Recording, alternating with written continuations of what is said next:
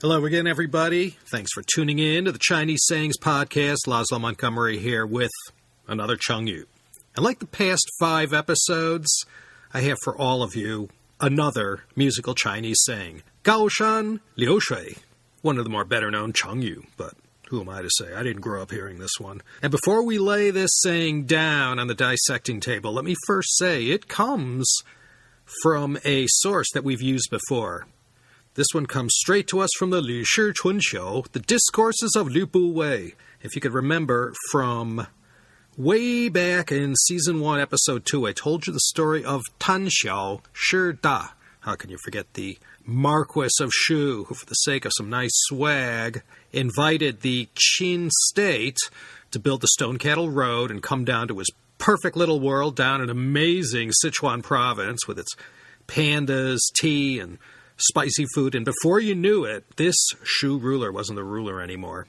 Anyway, same source for this one today. Gaoshan Liu Shui. It's not only a famous Chengyu, it's also one of the most famous Chinese songs from ancient times. Here's what it means. Gaoshan Liu Shui. Gao means tall, high, or lofty. A shan is a mountain. Gaoshan, lofty mountains. Liu means to flow, and shui means water, or in this example, liu shui, the flowing waters of, let's say, a river. Gaoshan liu shui, lofty mountains and flowing water. That must mean something. So let's get right into the story. Well, if this one didn't come from the Warring States period, then it must have come from the Spring and Autumn period, which preceded the Warring States period. There are 2 stars getting equal billing in this production. Yu Boya and Zhong Ziqi. Yu Boya, better known perhaps simply by his given name of Boya, was an official from the state of Jin, a station next door in Chu, who was also a great musician. And his instrument was the qin, the zither or lute, the same exact instrument from Dui Niu Tan Qin, playing a zither to an ox. How can we forget that one?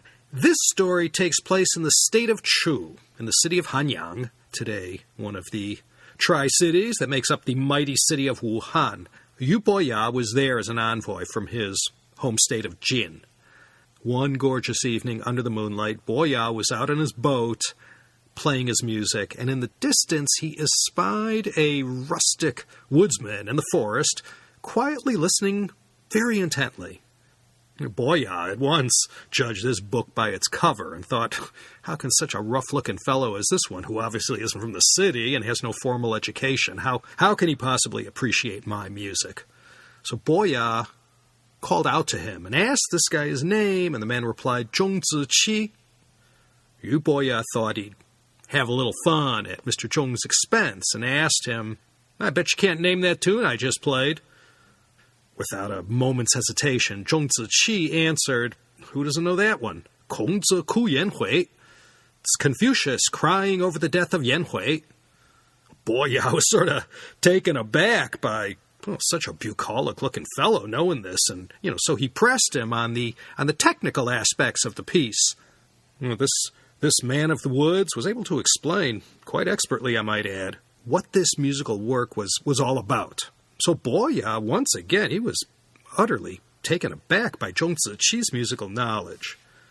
Boya said to Zhong Ziqi, how about this one? And at once he began to play a beautiful tune that he had written that suggested tall mountains. Zhong Ziqi closed his eyes and said, I could tell right away this one depicts lofty mountains.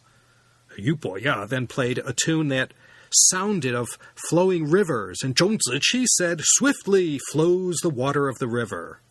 Boya put down his chin and exclaimed, dang, I completely misjudged you. You really know my music. I never met someone who has your grasp of what I'm playing. People listen to me perform, but they just don't get it. But you know. And the two became fast friends, and beside the river they talked on and on about music, and Boya really believed he had met his soulmate. And these two, Yu Boya and Zhong Ziqi, right there on the banks of that river, went on to become sworn brothers.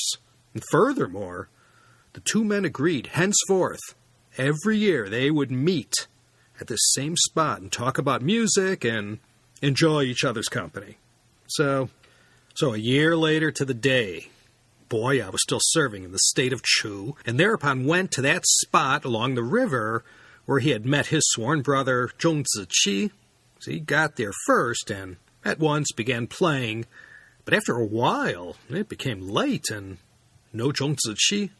So he made inquiries and learned that tragically Zhong Ziqi had, not long ago, died of an illness. Yu Boya was struck with emotion and such grief, and he went to Zhong Ziqi's gravesite and played高山流水one last time.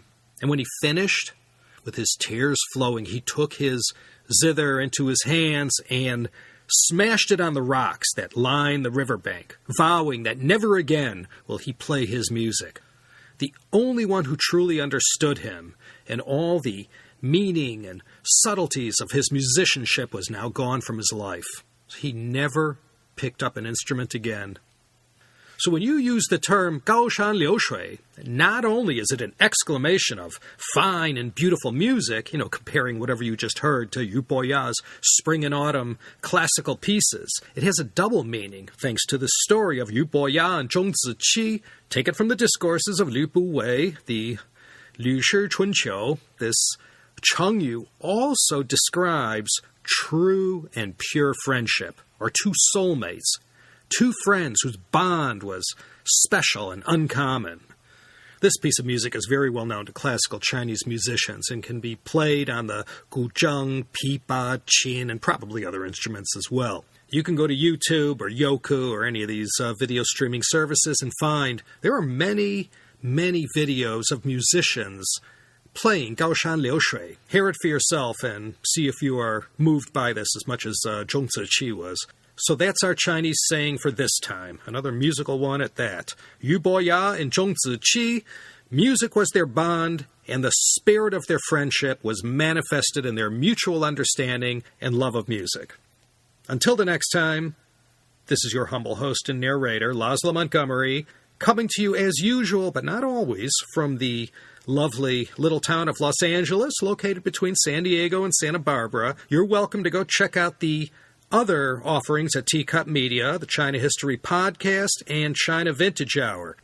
Flying Cathay Pacific?